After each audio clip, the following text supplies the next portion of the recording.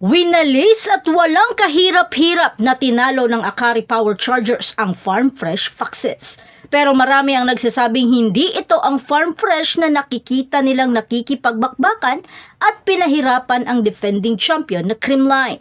Apektado nga ba ang mga Adamson baby sa kinasangkutan ni Coach Jerry Yee ngayon? Ano sa palagay niyo? Pero bago pa man ang lahat, huwag mo namang kalimutang mag-subscribe at i-spike ang notification bell para lagi kang updated sa mga valuable ganap. Walang kahirap-hirap na nakuha ng Akari ang kanilang unang panalo sa pagwalis sa Farm Fresh Foxes sa score na 25-19, 25-15 at 25-22 sa 2024 PBL All-Filipino Conference na ginanap sa Field Sports Arena.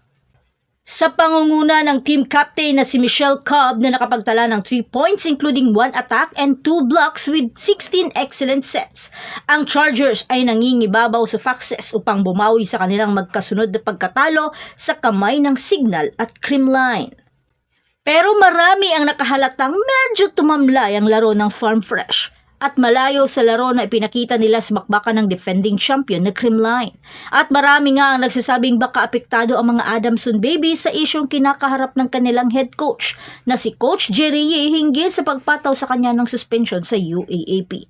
Ang naturang issue ay dawit na umano ang paaralang Adamson University hinggil sa mga maagang paglipat ng kanilang mga ace players sa Pro League kung saan naglalaro sina Louie Romero, Trisha Tubo, Kate Santiago at marami pang iba.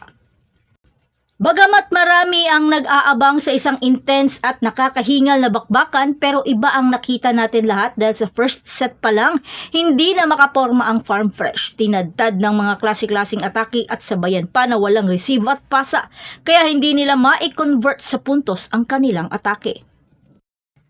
Sa second set, 9 points ang kalamangan ng Akari. Naging halimaw naman si Raaga sa kanyang mga pambihirang atake. Sa puntong ito, di makapasok ang Farm Fresh dahil sa tindi ng blockings ng Power Chargers.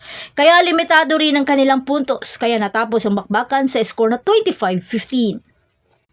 Sa third set, biglang nabuhay ang katawang lupa ng mga Foxes. Sobrang dikit ng laban, halos sagutan sa mga atake, habang si Tubo ay nagbigay ng mga mabibigat na atake.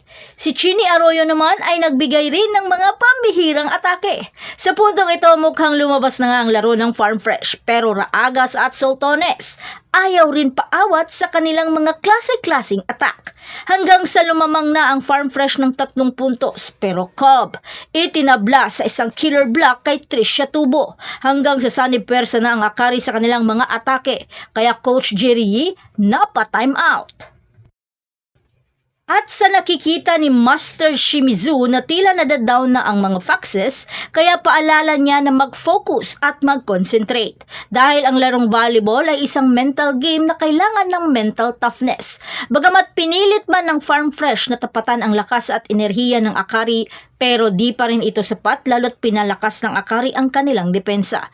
Makailang beses rin na block si Tubo hanggang sa isang sharp cross-court attack ni Ellie Suyod natapos ang laro sa score na 25-22.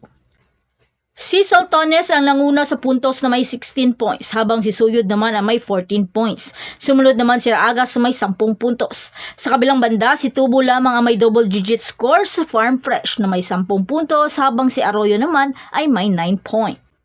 Ang Akari ay makakalaban na ang Petrogas sa Sabado, March 9 sa alas 4 ng hapon, habang ang Farm Fresh naman ay makakaharap ang Cherry Tigo sa alas 6 ng gabi na may parehong araw. Ang tanong, maibabalik pa kaya ng Farm Fresh ang totoo nilang laro? Makakabawi kaya sila sa mga susunod nilang laban? So that's it.